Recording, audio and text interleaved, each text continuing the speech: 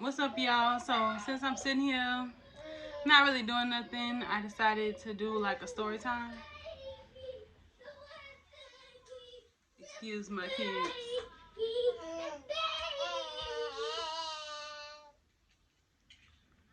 So I'm gonna be telling my labor and delivery story. So before I even tell the stories, I'm gonna just say my son, he about to be 2 and she about to be 8 months. So it's not a fresh labor and delivery story, but I never told it, so why not? So before I even start my story, I'm gonna just say, down here they have two main hospitals people give birth at, Women's and Ochsner. So I did experience giving birth at both. I won't specify which one, but if you know, you know. So for my son, I was due January 6th and he ended up coming January 7th. So the morning of January 7th, I had a doctor's appointment because so on January 7th, I had a doctor's appointment because I was 40 weeks in 1 day. So they were trying to see if I was dilated more or if we needed to schedule to be induced. So for my son, I had a doctor's appointment on January 7th because I was 40 weeks in 1 day. With my son, I dealt with preeclampsia at the end of my pregnancy, which is like high blood pressure that you get while being pregnant. So they was already monitoring my blood pressure and everything like that. My doctor, she wasn't there that day. She hardly was ever there most of my pregnancy. And so the nurse practitioner seen me that day. We did an ultrasound. They said the baby looked like he was probably like 9 pounds at the time. And then I went to my appointment. So for my appointment, you know, they start off by getting your vitals and all. So for your appointment, you know, they start off by getting your vitals and everything like that. So she took my blood pressure and it was high. So she was like, oh, well, your blood pressure high, so it might be high enough for us to just bring you on upstairs and induce you now. So even though high blood pressure not good, baby, I'm like, oh, please let them say I'm getting induced today. Because if you've been pregnant and you hit 40 weeks in a day, yes, it's time to go. And mind you, I had did everything to try and, you know, get my water to break. Everything people were saying. So since she was a nurse practitioner, she was like, oh, I have to go ask the doctor that's on call and see what they want to do. So while she going to talk to the doctor and everything, I'm texting my mom, I'm texting my man. I'm like, look, she's saying that I might get induced today. I'm going to let y'all know. Stay by y'all phone. I'm going to keep y'all updated. Mind you, my mom was in the waiting room. So she come back. She like, oh, they said that your blood pressure is high enough and we could just induce you. Do you need to go home? Because really we prefer for you to just stay here and get somebody else to go get your bags and all that. Mind you, my bags probably had been packed for a month at that point. So my bags already packed at the door, car seat already in the car and everything. So my mama and my boyfriend, they left and got our stuff together and then they came up. Mind y'all, I had messed up big time because I didn't eat before my appointment. And you know, once you go into labor, you're not eating. So at around like 10 that morning, we went to the labor and delivery room. They had to start me on Pitocin because I still was only 2 centimeters dilated, which you have to be 10 centimeters to push. So they gave me the Pitocin. I started dilating, but still not too fast. I want to say I made it to like 4 centimeters, and that's whenever I asked for the epidural. I had no problems with the epidural. They did make my mama and my boyfriend leave out the room, so they wasn't able to be in there with me while I got it done. I started having contractions soon as they was giving me the epidural, but I got through it because the stories I hear if you don't and if you move, yeah, I wasn't trying to experience. So we just chilling, we talking and everything like that. Every now and then the nurse would come back in and check me, see how much I'm dilating. I was dilating pretty slow, so they upped my Pitocin. So I want to say I got to, at that point I probably was like 5 centimeters. So we ended up taking a nap, and once the nurse came back in, and she checked me. She like, oh, you 10 centimeters. We can start pushing. So they put up my legs and everything like that. The nurse was holding one of my legs and my man was holding the other leg. So she like, okay, push.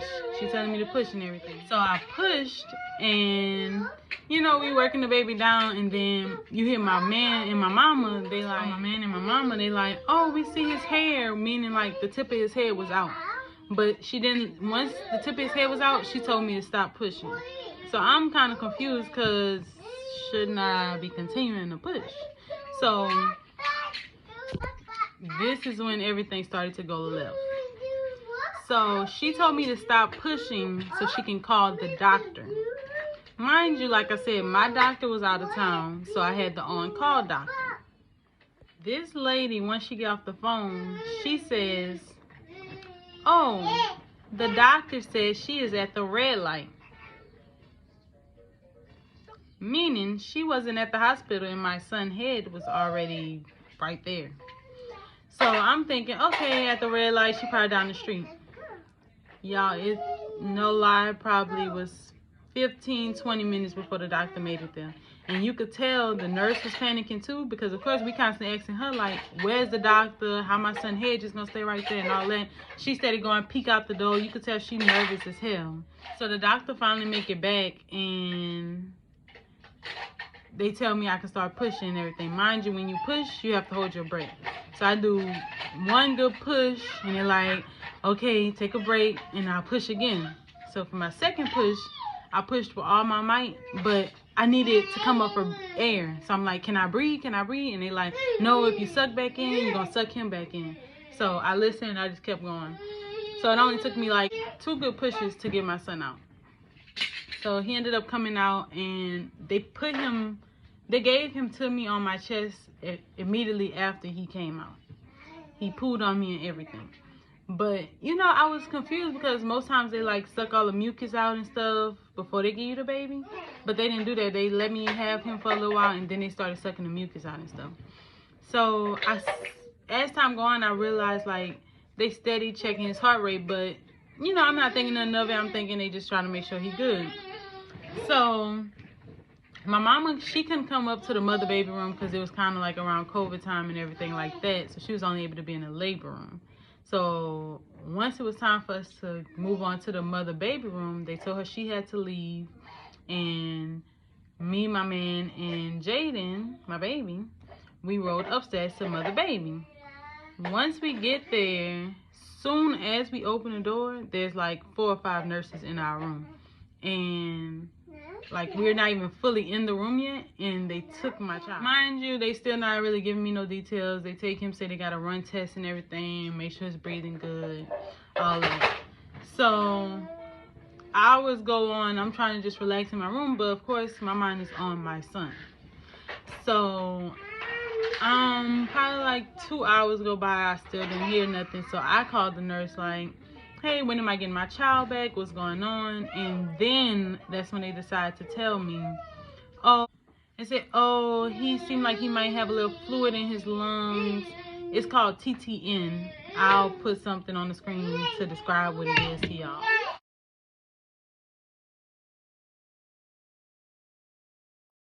As y'all seen, it say delay to remove excessive fluid out the baby lungs, which I'm pretty sure is what happened whenever, 1, they let my baby head sit there for all that time, and 2, they gave him right to me before sucking out. Basically, they couldn't feed him by mouth because they were scared that it would go into his lungs and cause pneumonia.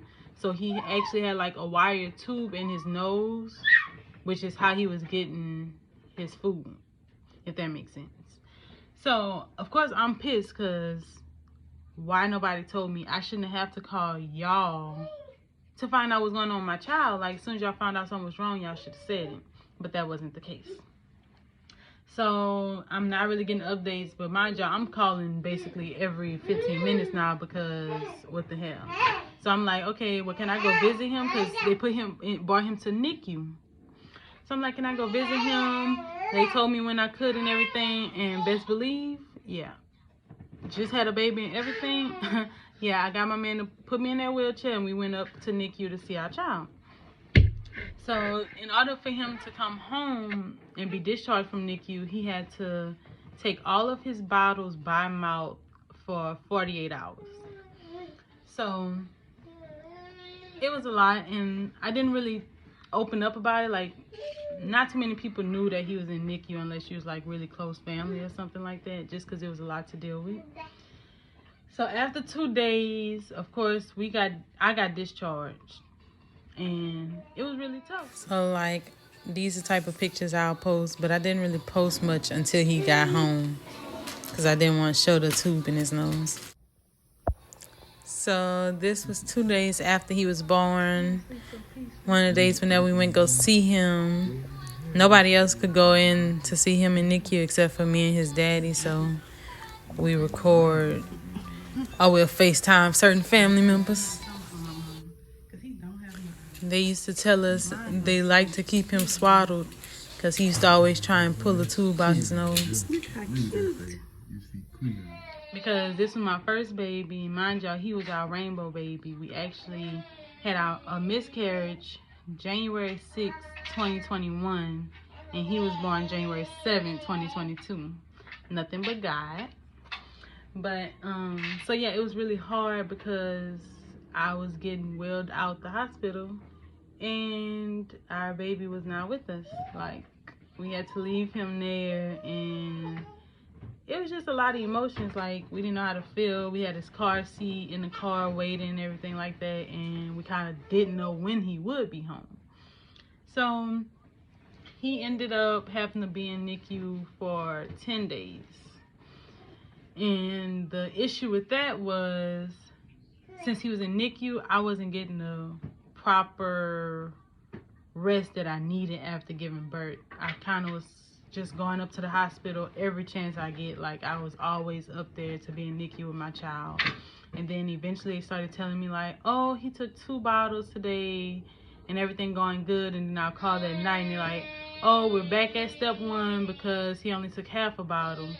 So eventually, whenever I caught on to that, I started going up for every feeding. Every 3 hours, I was going up to the hospital so I can feed him myself and try and get him to take the bottle because I just really wanted him home with me. So that ended up not going as planned because since I wasn't resting and constantly going back and forth to the hospital, when I went for my checkup, my blood pressure was actually high, and they decided to keep me and admit me into the hospital, which was so crazy. Now my man at home without me and our baby. But I mean, the main thing I was thinking of, okay, now I'm back close to my child. He right down the hall. I could go see him again. Of course, it's not how I should have been thinking. I needed to rest, but after some time, he started doing better with his bottles and everything, and that's whenever he finally got to come home after being there for 10 days. It was such an experience. And for my son, I just had a 1st-degree tear, so it wasn't too bad. So overall, the labor and delivery with my son wasn't that bad. I went in to get induced 10 o'clock that morning and had him 10:58 that night, so basically like a 13-hour labor. But thank y'all so much for watching. Next, I'll